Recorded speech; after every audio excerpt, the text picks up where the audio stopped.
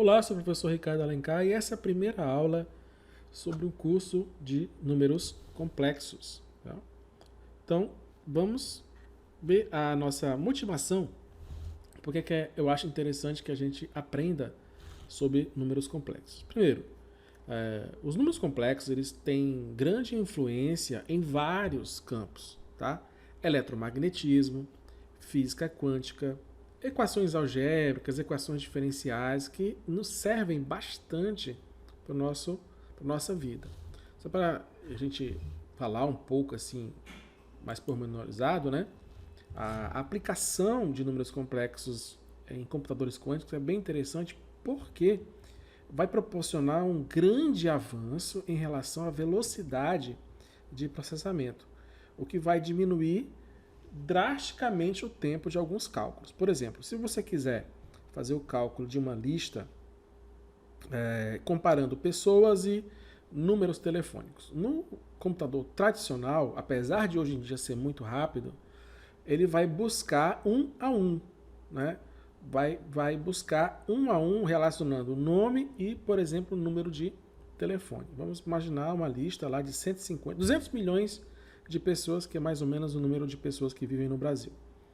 E ele vai buscar um a um. Então são 200 milhões de um a um. Por mais rápido que seja, sei lá, 0,1 segundo cada pessoa, cada teste, ainda demora 0,1 vezes 200 milhões, né? Que dá um considerável tempo. Se você faz isso com o computador quântico, o que vai acontecer é que, por causa, por exemplo, da superposição de estados quânticos, é possível que o cálculo seja imediato. Porque na quântica, né, e existem essa questão teórica e cada vez mais prática, existe a superposição de estados quânticos. O que, trocando talvez em miúdos aqui, seria existe tudo ao mesmo tempo, a não ser que até o momento que ocorre a medição e a realidade colapsa.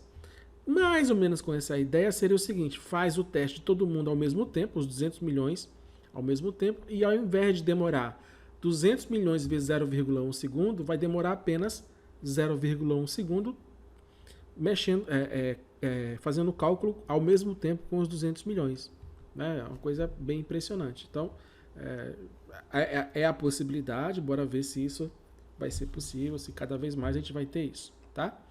Claro que com esse desenvolvimento do computador quântico, a questão de segurança cibernética, o desenvolvimento de remédios, né, no ramo de farmácia, modelagem financeira, melhoria de baterias, fertilizantes mais limpos, otimização de tráfego nas cidades, previsão de tempo, né, que é uma coisa ainda meio complicada, mas que com o cálculo quântico vai ser muito mais rápido. A questão da mudança climática, a inteligência artificial que vem aí para cada vez mais agregar e vai ter uma revolução aí na tecnologia, a captura solar, a descoberta de materiais eletrônicos e tudo mais. Então, isso daí, no fundo, utilizar os números complexos vai nos ajudar cada vez mais, porque na física quântica se usa muito a álgebra com os números complexos, tá? Isso aí para quem vai estudar, para quem vai desenvolver, vai acabar usando bastante. Bom, mas tudo começou de onde? Historicamente, uma equação matemática só tinha significado se ela fosse uma formulação de um problema real com soluções de números reais, né? Que é aquela dos números naturais, inteiros, racionais, tá? E irracionais. Assim, caso a solução obtida envolvesse o cálculo da raiz quadrada de um número negativo, não fazia sentido e era interpretado como se o problema proposto não tivesse solução. Em 1545, o matemático Girolamo Cardano publicou, no capítulo 37 de sua obra Ars Magna, o seguinte problema: como dividir um segmento de 10 unidades de comprimento em duas partes cujo produto seja 40? Então, indicando x o comprimento de uma das partes, evidentemente a outra parte será 10 menos x. Tá? E que o produto dessas duas partes x vezes 10 menos x igual a 40. Se você for resolver, isso aqui dá uma equação do segundo grau, 10x vezes 10 menos x igual a 40, tá? Então, fazendo o produto aqui distributivo, fica 10x menos x quadrado igual a 40. Vamos rearrumar aqui, né? Só para deixar isso de forma que a gente reconheça de equação de segundo grau. Vai ficar assim, ó. Menos x quadrado mais 10x aqui, menos 40 igual a zero. A gente resolve isso utilizando a fórmula atribuída à Bhaskara. X igual a menos 10 mais ou menos 10 ao quadrado menos 4, que multiplica menos 1, né? Que multiplica menos 40, né? Que é aquela fórmula b ao quadrado menos 4ac, em que a, c e b são os coeficientes, né? Tá aqui o a, tá aqui o b e tá aqui o c, tá? Menos 1, 10 e menos 40. E aqui também, evidentemente, sobre 2 vezes menos 1. X igual, portanto, a menos 10, mais ou menos 100, menos 4 vezes 4, 16, 160, tudo isso dividido por 2. Arrumando isso daqui, né, pegando esse 2 aqui, colocando em evidência o 4 aqui, vai ficar 100 menos 160 dá menos 60, você pode colocar aí o 4 em evidência e vai ficar menos 15, tá? Então vai ficar, ó, menos 10 mais ou menos 4 que multiplica menos 15, tudo isso sobre 2.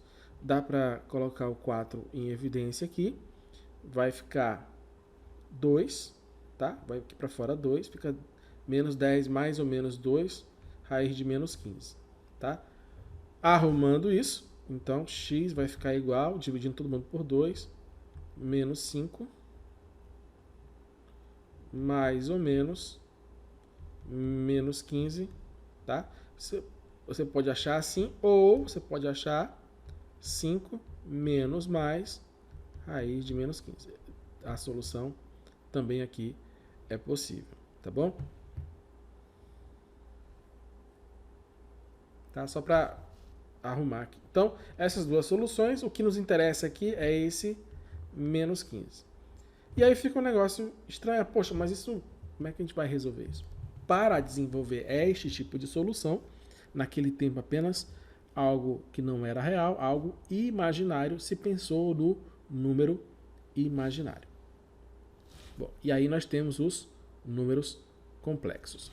A solução daquilo é você imaginar o seguinte. Se eu tiver, por exemplo, raiz de 4. O que é a raiz de 4? Raiz de 4 é o resultado 2, certo? Agora, se eu tiver menos 4, aqui mais ou menos 2, apenas para a gente ter logo o resultado.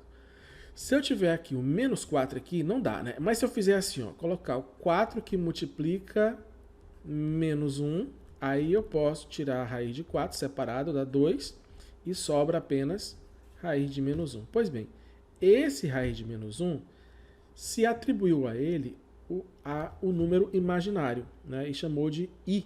Então, i é igual a raiz de menos 1, é o número imaginário.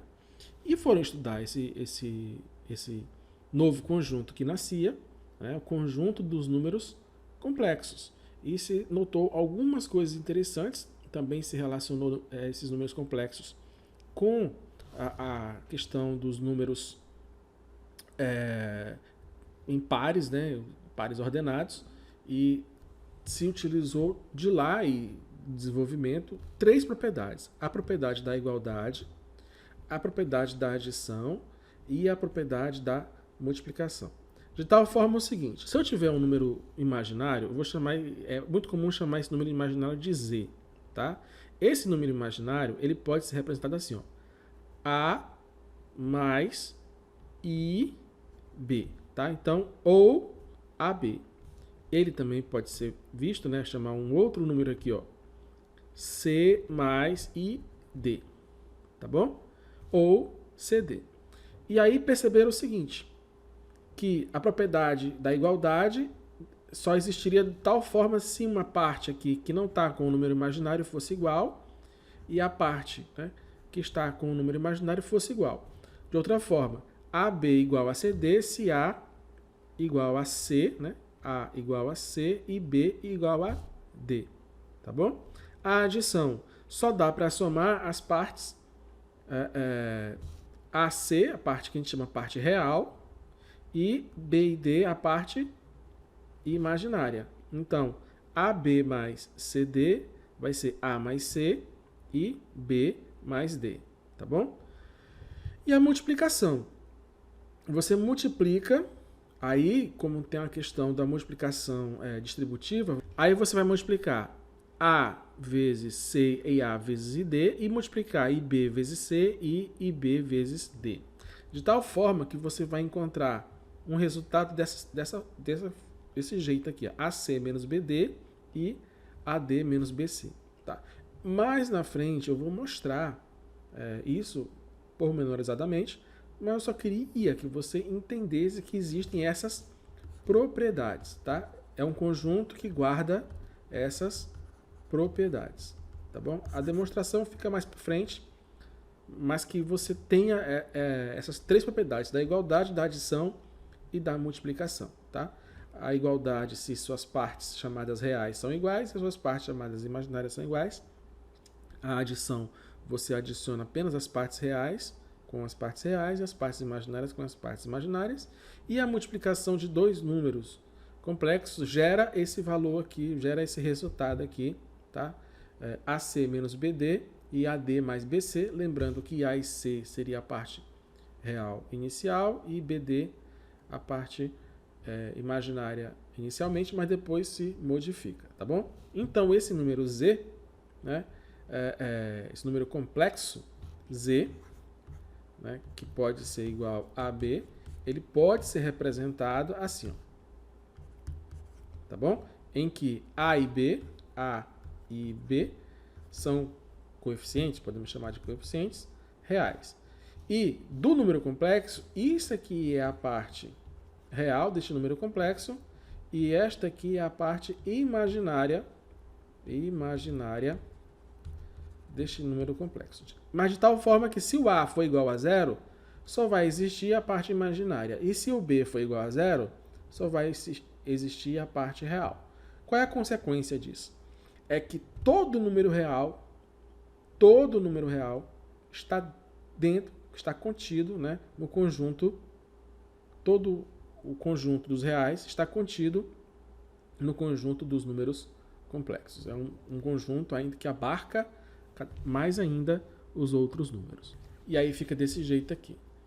Os números naturais estão contidos dentro de números inteiros, que estão contidos dentro de números racionais, que estão contidos dentro de números reais, que estão, por sua vez, contidos dentro dos números complexos. Todo número real, portanto, é complexo. Todo número racional é complexo, todo número inteiro é complexo, todo número natural é complexo. Então, a gente define o conjunto C como um conjunto composto pelos pares ordenados x, y, AB, CD, que você desejar, de números reais que podem ser escritos na forma x mais y, i, em que x e y são números reais, i é a unidade imaginária, ou seja, i igual a raiz de menos 1, ou i ao quadrado igual a menos 1, tá? De forma sintética. Aqui o plano, né? Real por real, x e y, de tal forma que x pertence a reais e y pertence a reais. Z pertence aos complexos, é equivalente, né? Implica-se somente se Z é igual a xy, sendo x e y pertencente aos reais, e eu posso também representar Z na forma algébrica como sendo x mais yi ou y, você vai encontrar das duas formas, tá bom? Então esse resumidamente a apresentação dos números complexos. O modo mais usual que a gente encontra em números complexos representados é a forma que a gente chama de algébrica, tá? Que é assim, você tem um número complexo z igual a x mais yi, de tal forma que x é a parte real do número complexo z e y é a parte imaginária do número complexo em z. Por exemplo, z igual a 5 menos 2i. Qual é o número real, RE, z, né? Qual é a parte real de z? É 5. Qual é a parte imaginária? Está aqui 5. Ó. Isso aqui é a parte real. E qual é a parte imaginária? Tá? É aqui, ó, menos 2. Aqui, ó, parte real de z, menos 7. Parte imaginária de z, 2/3. Aqui interessante, né? Z igual a 4. Significa o quê? Que ele só tem parte real, que vale 4. A parte imaginária vale 0. Não aparece. Z igual a π. Qual é a parte real? É o π. Lembra que o π é um número real, né? A gente chama de número irracional, que é o número real. E a parte imaginária é 0. E z igual a 2i. Não tem a parte real, que vale 0. A gente diz que não tem, né? Ou não aparece. E 2 é a parte imaginária. Z igual a i raiz de 5. A parte real é 0 e a parte imaginária é raiz de 5. Beleza? Compreendido? Vamos então ver aqui assim. Ó. Usando aqui a propriedade, dado dois números, Z1 é x menos 1y mais 2 e Z2 menos 4 e 3. Vamos determinar os números x e y para que se tenha Z1 igual a Z2. Ora, para que Z1 seja igual a Z2, a parte real do número complexo tem que ser igual. E a parte imaginária desses números complexos também tem que ser iguais. Então, pela propriedade da igualdade, nós temos que x menos 1 igual a menos 4 e y mais 2 igual a 3. De tal forma que x igual a menos 3, não é isso? Aqui mais 1, né? Mais 1. Menos 4 vai dar menos 3. E y é igual a 3 menos 2, 1. Então, esses são os valores de x e de y para que Z1 e Z2 sejam iguais. Esse outro aqui. Dados os números complexos, Z1 igual a 2 e 4 e Z2 igual a 3 e menos 1, determinemos os complexos V e W, tais que V é igual a Z1 mais Z2 e W é igual a Z1 vezes Z2, certo? Esse daqui eu vou resolver na forma algébrica. Por quê? Porque ele é mais interessante resolver isso do que você decorar essa propriedade aqui que a gente viu, né? Vou ter que decorar essa propriedade? É melhor não. Então, melhor a gente já resolver isso na forma algébrica, que aí fica mais fácil, tá? Na forma algébrica é o seguinte. Z1 eu posso escrever como sendo 2 mais 4i, tá? E o Z2 eu posso escrever como sendo 3 menos 1i, ou já escrevo logo direto, menos i. Então, olha, Z1 mais Z2 vai ser igual a 2 mais 4i mais 3 menos i. O mais aqui mantém o sinal de todo mundo, tá? Então, 2 mais 3, que é a parte real, e 4 menos i, que é a parte imaginária, entendeu? Se eu fosse fazer aqui daquela fórmula, seria assim, ó, 2, 4 mais 3 e menos 1. Seria como? 2 mais 3, 5, 4 menos 1, 3, tá? Então, esse aqui também seria o resultado. Bom, isso aqui é a adição, tá bom? Agora vamos para a multiplicação. Quem é esse Z1 mais Z2? É o nosso V, não é isso? Que é Z1 mais Z2. Então, vai ser igual a 5, 3 ou 5 menos 3i, tá bom? Então, dessa forma aqui é a forma algébrica. Vamos resolver agora o W, que é Z1 vezes Z2, tá? Então, W é igual a Z1 vezes Z2. Isso vai ser igual ao quê? Vai ser igual a, vamos usar aqui, ó, 2 mais 4i, que vai multiplicar 3 menos i. 3 menos 1. Vou até mudar a cor aqui para você observar melhor. Então, olha, o 2 vai multiplicar com 3, o 2 vai multiplicar com menos i. O 4 vai multiplicar com 3 e o 4 vai multiplicar com 4i vai multiplicar com menos i. Então vai ficar 2 vezes 3, 6. 2 vezes menos i, menos 2i. 4i vezes 3, 12i. E 4i vezes menos i vai ficar menos 4i vezes i ao quadrado. Tá? Bom, aqui, termo semelhante, 2i menos 2 mais 12i dá 10i, né? Então vai ficar menos 6 mais 10i. E aqui tem uma coisa interessante. Por que é interessante? Porque o i é igual a raiz de menos 1. Ou i ao quadrado é quem? É isso aqui ao quadrado, né? Menos 1, raiz da quadrada de menos 1 ao quadrado. Ou seja, menos i ao quadrado é igual a i ao quadrado igual a menos 1. Logo aqui vai ficar menos 4i, vai ficar menos 4 que multiplica menos 1. Isso vai dar mais 4, mais 6, 10. Então vai ficar 10 mais 10i. Tá bom? Este então é o W. O W vai ser este produto aqui, Z1 vezes Z2. Então tá aqui o nosso W, que a gente calculou. E este aqui é o V que a gente calculou. Legal? Entendido? Usando as propriedades. Bom,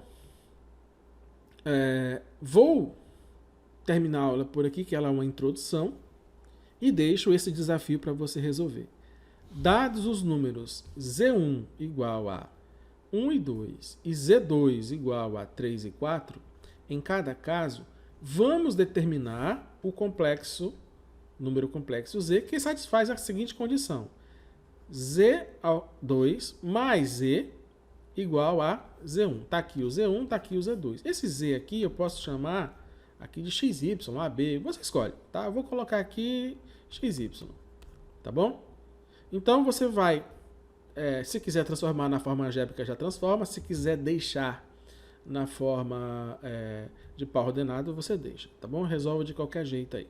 Então eu vou deixar esse desafio aqui. Se você conseguir resolver, por favor, coloque aí nos comentários o resultado, beleza? Vou deixar o resultado dessa operação lá na descrição do vídeo. Você dá uma olhadinha, então, na solução dessa pergunta, tá bom? Então, beleza? Tenta aí. Espero que você tenha gostado. Até a próxima aula. Tchau, tchau.